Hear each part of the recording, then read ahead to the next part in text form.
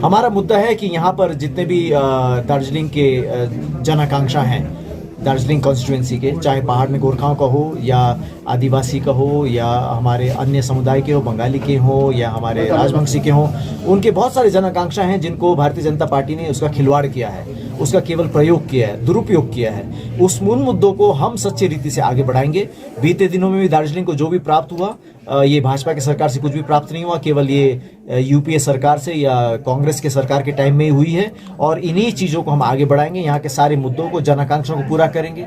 इसके अलावा अन्य मुद्दे हैं, यहाँ बेरोजगारी का बहुत बड़ा मुद्दा है। बेरोजगारी से यहाँ लोग पिसे हुए हैं। यहाँ पर शैक्षिक संस्थाओं की कमी है, यहाँ पर हेल्थ रिसोर्सेज की कमी है। इन सब मुद्दों में हम काम करेंगे और इन सब मुद्दों में काम करते हुए यहाँ की जनता को दैनिक जीवन में भी आराम होगी और इनके जो राष्ट्रीय और इनके जो इनके आइडेंटिटी के जो मुद्दे हैं उन सबको भी हम पूरा कर पाएंगे। कांग्रेस पार्टी के साथ मिलकर, कांग्रेस पार्टी के जो आइडियल्स हैं, क्योंकि हम उससे प्रेरित हैं, क्योंकि हम उससे प्रभावित हैं, इसलिए उन आइडियल्स को आगे रखते हुए एक समूचा भारत को, समग्र भारत को लेकर आगे बढ़ने के लिए अपने आप को मैं आज कांग्रेस पार्टी में मैंने ज्वाइन किया है। दार्जिलिंग की बात तो अजय भाई ने कर ही दी है। अभी तक जो बीजेपी ने अपने पिछले 3 मैनिफेस्टो में रखे, उनमें से एक भी सूत्र में वो आगे नहीं बढ़े, कुछ तिनका भर भी उन्होंने कोई उसमें प्रगति नहीं की। तो हमारे लोग इस समय, दार्जिलिंग ही नहीं परंतु संपूर्ण भारत के गोरखा लोग इस समय इस झूठ से तंग आ चुके हैं। बीजेपी ने 3 पार्लियामेंट्री इलेक्शंस बड़ी बहुमत के साथ दार्जिलिंग क्षेत्र, दार्जिलिंग एमपी जीत लिया। लेकिन आफ्टर 15 years कम समय नहीं है। After 15 years also nothing has been done for all the sacrifices we did BJP को समर्थन करके। हजुर, तपाईलाई नै जिताउनु चाहिँ किन पर्छ जनताले? अब त्यो जनताको कुरा हो, जनता ही सर्व। तपाईलाई थाहा भयो नि त किन जिताउनु पर्छ? जनताले भोट चाहिँ किन आधारमा दिने तपाईलाई? जनताले भोट अब उहाँहरूको विचार हो, त्यो कुन आधारमा दिन्छ, मैले कसरी भन्नु भन्नुहोस् त। तपाईको भिजन के हो? भिजन त पहिल्यै भनिसकेको छ, हाम्रो भिजन विकास हो। धेरै लामो भिजन छ। अब त्यो मैले अघि पनि त्यहाँ भने, ठुलो जातिको ठुलो मुद्दामा पनि उहाँले चाहिँ अब सदनमा गएर, माथि संसदमा गएर सधैँ चाहिँ राजु भाइले क्वेसन गर्थ्यो, अब गोपाल लामाले चाहिँ ट्रेजरी बेन्चलाई क्वेसन गर्छ। 11 जात गोष्ठीको काम गर्नुहुन्छ उहाँले, पीपीएस को काम गर्नुहुन्छ, सबै काम गर्नुहुन्छ। विपक्षमा बस्नुहुन्छ हुएभर, अरे अब हामी त रिजनल पार्टी सपोर्टेड बाई, अनि बीजेपी आओस् कांग्रेस आओस्, बीजेपी आओस् कांग्रेस आओस्, अब क्वेसन गर्नुहुन्छ गोपाल लामाले। त्यहाँ अगाडि चाहिँ सत्ता पक्षकै एमपीले क्वेसन गरेर 5 वर्ष बितायो। अब चाहिँ कडा क्वेसन गर्ने मान्छे र त्यहाँनिर गएर हाम्रो 2टा मूल मुद्दामाथि चाहिँ उहाँले काम गर्नुहुन्छ। क्वेसनै मात्र गर्छ सर। क्वेसन त पहिला राख्नु पर्यो, त्यसपछि संसदमा चर्चा हुन्छ। कम से कम त्यो उसमा आउने छ हैन, दिनेमा आउने छ, जवाब दिनेमा आउने छ। अब म चाहिँ मेरो सिन्सियरिटी हो सबभन्दा ठुलो कुरो हो। त्यसपछि म गएर जुनै पनि अब हाम्रो गोर्खा जातिको हक अधिकार र विकासको लागि त हरेक समय लडेकै थिए पहिला पनि हो। हाम्रो जुन सर्भिसमा हुँदा, प्रशासनिक सेवा हुँदा लडेकै थिएँ म।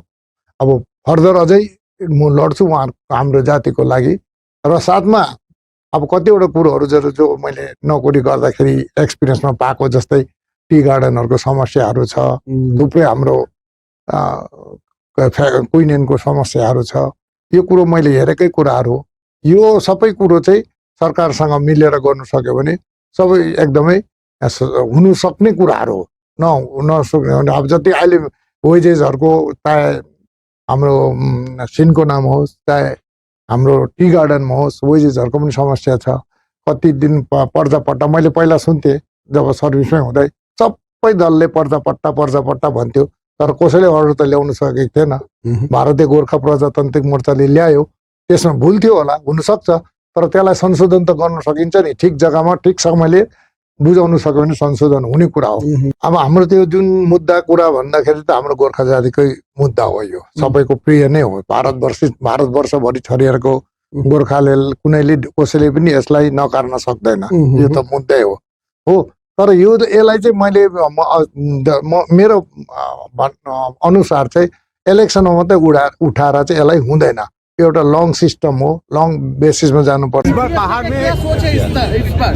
सोच स्पष्ट है, स्थायी समाधान लेकर के हमारे पत्रकारों की सोच क्लियर नहीं है, या जो नेता पहाड़ में कुछ और सिलीगुड़ी में कुछ और बोलते हैं उनकी सोच में क्लैरिटी नहीं है। या तो इसको बहुत अपनी भाषा में, जो गोरखा हमारे कुछ नेता है वो पहाड़ में जो है अपनी भाषा से परिभाषित करते हैं और मिलन मोड़ आते ही या दार्जिलिंग मोड़ आते ही भूल जाते हैं, फिर टीएमसी की भाषा बोलते हैं, उनको क्लैरिटी नहीं है। मेरे यहाँ बिल्कुल स्पष्ट है, और भारत के प्रधानमंत्री ने भी कहा है भारत सरकार कटिबद्ध है और स्थायी समाधान के हम निकट पहुंच चुके हैं। अब मुझे लगता है जब देश के यशस्वी प्रधानमंत्री जी बोल गए तो मुझे लगता है अब कुछ बचा नहीं है। पिछले 5 साल में मुझे ये गर्व की अनुभूति होती है और मैं हमेशा छाती ठोक के ये बात कहता हूँ, इंफ्रास्ट्रक्चर और विकास कार्य से जुड़े 50,000 करोड़ से ज़्यादा के काम अपने इस क्षेत्र में चल रहे हैं। कुछ काम ऑलरेडी स्टार्ट हो गए हैं,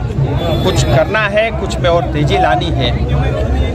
वो तमाम कामों को पूरा करने का मुझे ये अवसर मिला है, और उसके अलावा भी अभी भी बहुत कुछ करना है, जिसमें हेल्थ इंफ्रास्ट्रक्चर एक बड़ी समस्या है, सॉलिड वेस्ट मैनेजमेंट हो, ये एक बहुत बड़ी समस्या सिलीगुड़ी और दार्जिलिंग के लिए भी है, और सिलीगुड़ी के चारों तरफ रिंग रोड बनना है, ट्रैफिक को डीकंजेशन करने के लिए वो एक बड़ी समस्या है, और एजुकेशन और हमारी शिक्षा प्रणाली को और मजबूत करना ये एक बहुत बड़ी चुनौती है, जिससे हमारे इस क्षेत्र के युवाओं को नौकरी करने के लिए बाहर जाना नहीं पड़े या घर बैठे बैठे बेरोजगार ना होना पड़े। ये मेरी प्राथमिकता रहेगी, और साथ ही इस क्षेत्र में रहने वाले गोरखा, आदिवासी, राजवंशी, कोचे, टोटो, मेचे, राभा, हिंदी भाषी, बांग्ला भाषी तमाम समुदाय के लोगों के साथ जो वादा है कि दार्जिलिंग तराई डूवर्स में भारत के संविधान के अंतर्गत स्थायी समाधान करेंगे, और इसी तरह गोरखा समुदायों के 11 जनजातियां अभी भी जात गोष्ठी से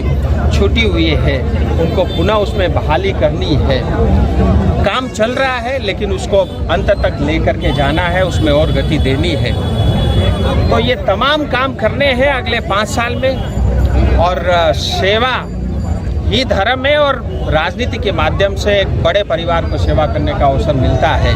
मैं पार्टी का और तमाम लोगों का आभारी हूँ, और विशेष करके इस क्षेत्र की जनता का आज जिस तरह की भीड़ और जिस तरह का प्यार और जिस तरह का भरोसा आपने मेरे ऊपर दिखाया है, ये बताता है कि जो है आपने मुझे अपना परिवार माना है और अपना बेटे जैसा माना है, और आपने इतने स्नेह के साथ मुझे आज स्वागत किया। मैं आप सबका बहुत आभारी हूँ, ऋणी हूँ। शायद इस जीवन में तो मैं आपका ऋण कभी चुकता नहीं कर सकता, लेकिन प्रयास जीवन भर करता रहूँगा। करके हमारे गोपाल लामा जी खड़े हैं, उम्र में बड़े हैं, बुजुर्ग हैं, मैं उनका सम्मान करता हूँ, उनको काफ़ी अनुभव भी है।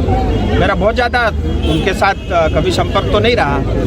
कई लोग कहते हैं व्यक्ति अच्छे हैं, स्वाभाविक रूप से अच्छे होंगे, उनको भी शुभकामनाएं। लेकिन जो सिंबल आप लेकर के घूम रहे हैं, याद रखना इस सिंबल में अभी भी मुझे गोरखा जो शहीद हुए उनके खून के धब्बे मुझे आज भी दिखाई देते हैं। टीएमसी को वोट देने का अर्थ है लोगों को शहीद करना।